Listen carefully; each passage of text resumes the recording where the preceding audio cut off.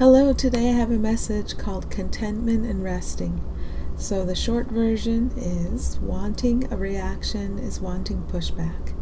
There is contentment in resting in what everything and everyone is. Resting in contentment does lead to right action. Keep in mind that everyone is learning together how to rest in contentment and how to allow it to guide action. Pushback is punishment. So notice how in wanting specific reactions, you want the sight of punishment. Okay, so back to wanting a reaction is wanting pushback. Whenever we perceive something lacking in the other or something lacking in our experience, we want something from somebody. Maybe we want them to engage in conversation. Maybe we want a pleasant evaluation from them.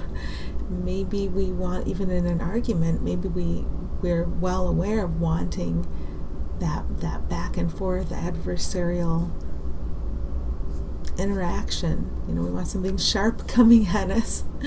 Any of that is wanting a reaction, wanting a specific reaction from someone. And that's the double-edged sword. A Course in Miracles talks about a double-edged sword.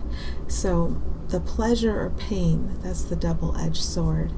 If I want a pleasant reaction from you, then in a situation in which I've declared myself to feel wounded because of you, I also wanted that which made me feel real as a separate one. If I feel wounded, I feel like I'm a separate one, and that feels like a real identity, and you help me in that project of making that identity and making my identity seem real. So I got what I wanted. I wanted a specific reaction, and I got it, and it reinforced my sense of separate identity. So it doesn't matter if I seem to want the good or if I seem to want what the ego would call bad. It's helped me a lot to become aware of when I want a reaction. One example is when I post something, it seems that getting thumbs up or hearts or comments is pleasant, right? But if it turns into a sense of lack or into a sense of needing, then I'm in the territory where I need help. I need readjustment in my mind. Okay. There is contentment and resting in what everything and everyone is. So behind any sense of lack I'd be playing with, if I'm looking at you and thinking I want something specific from you, it blocks me. I block myself from seeing what you actually are, which gives me every reason for joy. Looking at what you are is joyful. It's a lovely thing. And when I do that, I don't need anything specific from you. In time and space, it might seem like I do, and we're guided through those perceptions. But when I just sit here and think about you, any you, and I can see you as the joy that you are, there's the contentment. So I don't get it from attempts to extract something from you. And I'm starting to see that it's an attempt every time, whether it seems I extract something pleasant from you or something unpleasant from you, pain or pleasure, it's an attempt both times. So that's interesting to have uncovered and to feel the mechanics of that working, and then to drop out of the mechanics of that and to rest in God, which is our source that created both of us in equality, in space equality. Okay, there's contentment and resting in what everyone, everything, and everyone is. So remembering what is behind any surface I would project on anything or anyone, any fear I would project on anything or anyone, is this joy, is the shining, is what I can rest in, is God. So God is in everything I see because God is in my mind. So we have many reasons for resting, many reasons for appreciating, many reasons for being open, and when we're open, we can be guided. If we need to say or do anything, it can be obvious to us because we're in an open orientation. We're not closed down on believing all the things the ego is telling us. Okay, resting in contentment does lead to right action. Now I have to be careful with the words right action, because ego will pick up that phrase and will judge my actions as right and wrong, and will judge your actions, the actions of any you ever, as right or wrong. And that's a merry-go-round that we are learning to step off of. So when Spirit uses the term right action, it means the action that becomes obvious when you're resting in contentment. There are actions that become obvious when you know darn well that you're feeling tense and stressed. And if it appears as if you have I language, I always have to keep it close to home. If it appears as if I have time to relax and reevaluate, there's a lot of value in that, because then the right action can come. I can rest in what's behind the fear surface I would project on anything or anyone, and then resting there, action can become obvious. The other day I was led to speak to a woman in a store, and that seemed to come from that place. So the work that we do to stay aware when we don't feel good, and to relax down into our foundation, down into this place where we can be guided together. We're guided, and we see everyone else is guided too. We see everyone as in the same hands, and we see everyone is loved, and we see everyone is shown the way. So it's very much an us, a we situation. It's not a just me situation, it's an everyone situation. Keep in mind that everyone is learning together how to rest in contentment and how to allow it to guide action. So any judgments I would make about you as a separate one are all invalid. But if something needs to be made obvious to me, Spirit can show me. So we can tell the difference by how we feel. If ego's kind of working feverishly to analyze someone it's calling other than me, I can feel that, and I know those thoughts don't mean anything, they're nonsense. But if I learn how to rest in contentment, and something occurs to me and it seems obvious, and there doesn't seem to be fear or resistance around it, sometimes there is, and then I have to relax out of that, relax out of that, and relax out of that, and then it really does seem obvious, and then I can do it. Then that action comes from the place that we share. So there's a way for our speech and action, which is just a perception. I'm just perceiving a body speaking. I'm just perceiving a body acting. And when I see you, it's the same thing. I perceive bodies, and the bodies speak and act. That's just a perception. So when I can get my misperception corrected, I can see you resting in contentment. I can see you guided in right action, not in the ego judgmental sense, but just in the sense of it springs from where we are together, and my perception of you has been corrected. Okay, keep in mind that everyone is learning together. We're all mirrors. If I'm learning and unlearning, so are you. So everyone is learning together how to rest in contentment and how to allow it to guide action.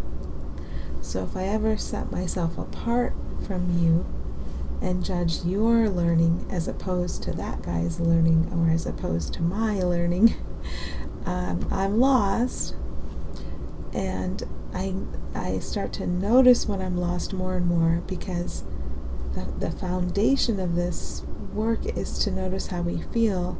And when we place the very first priority on how we feel, we know when we're accepting lies. So therefore we know when we should cease action and cease listening to the thoughts that are streaming through us, and we should reorient and let the quieter thoughts come through and be in charge. And that challenge to me has been the perception difference between being seemingly at home or alone and better able to hear this voice, and seemingly in a public space. And it seems that it is more difficult to stay in touch with this voice because it looks like there are many more distractions, or many louder distractions. But that's practice, and everything teaches us. So being in the store teaches us, and everyone in the store is our teacher. And they're our student too. They're that together all the time. And we're all learning and unlearning together. We're all walking each other home when we can see the peace and beauty in each other, and we're not listening to ego's back and forth evaluations that pit us against each other or put us in comparison with one another. Then we're resting in the place where our guidance can become obvious. Okay, pushback is punishment. So notice how in wanting specific reactions, you want the sight of punishment. So what ego would call a reward in time and space, or what ego would call a punishment in time and space, are actually the same thing. They're two sides of the coin of misperception. So if it seems like something comes back at me in my day and pushes against me, going back to the first statement, wanting a reaction is wanting pushback. So when I want some kind of reactivity from you, either that, and I believe that reactivity from you is going to induce the experience of pleasure or pain in me. One, I think I want, and I think it makes me happy. Actually, pleasure can never make me happy. Because happiness, I already have it, and so do you, so does everybody. It's what we are. The joy is what we are. So one, I think, will make me happy. The other, I think, punishes me. So I'm starting to see that wanting pleasure is also wanting to be smacked in the face, wanting punishment. I'm starting to see how they're two sides of the same coin. And this seems really deep in the habitual thinking that I've experienced. So I also feel like the great gentleness and power of spirit as we're oh my gosh, the metaphor that just came through. If you've ever seen Dr. Pimple Popper, and apologies if this is repulsive to you, but they're, the two sides of the same coin, fascination and repulsion. Do I get pleasure from watching a huge thing getting squeezed out and thinking something good has happened, or there's relief because it's gone? Or do I feel repulsed because of the judgment of what's being squeezed out and the judgment about that being unpleasant? That's two sides of the same coin too. And I was just watching a Dr. Pimple Popper video last night, and I was on the side of satisfaction, like, oh yeah, look, that's gone. Look at all that stuff she got out of there. But maybe I watched it for the metaphor today. Who knows? But the metaphor today is Spirit's going to extract that enlarged pore. Spirit's going to extract what we don't need and be very gentle and kind about it. So there's this huge gentle power with us. It is us. It is everyone we look at and we see is another. It is even every object we look at. It's shining behind it. So that's here, and that's what eases us through this transition of depending upon the attraction, repulsion, satisfaction, repulsion, double-edged sword, pleasure, pain, double-edged sword, all the egoic thinking around that. And somehow Spirit helps us through our extreme attachment to whatever we're still whatever we still perceive this world could give us, or any way we perceive that this world could punish us, is still two sides of the same coin. Because any way I think this world can punish me is also a way I think it can deliver pleasure to me, and it's why I would keep it around. I would keep it around because I still think I can suck pleasure, stick my straw into the world and suck pleasure out of it. And at the same time I'm believing that, I'm believing this world's gonna mess me up. So yeah, I can see why my perception needs to be corrected. I can see how important that is, and I feel open to that. So happy healing to you. And I think I feel one extra little thing here. If you feel judgmental about the pleasure-oriented thoughts you still feel, the way you think you can extract something from this world, remember, those aren't our real thoughts. Those might be thoughts we're still believing, if they have any charge for us. And we're not here to try to perfect behavior or stop specific behaviors even, but Spirit may help us do that.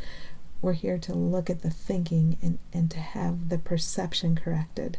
And that's very powerful, and it's here right now. It's very gentle, and it's here right now. So it doesn't have to be a struggle. We need to be vigilant. We need to be aware of how we're feeling and honest about the thought we just believed when we feel a not good feeling, because that's our part. Our part's being vigilant and accepting the remedy that's here for us. But the point is that the remedy is always here for us and everyone, and we just open up to accept it. So that part isn't so hard. We get trained to be vigilant, to notice how we're feeling, to notice the thought we just believed, and to remember that we can accept the remedy that is right here for that thinking. So seeing that way is very simple, and there's no judgment against anyone or anything. It's just a really simple process. Okay. Happy healing.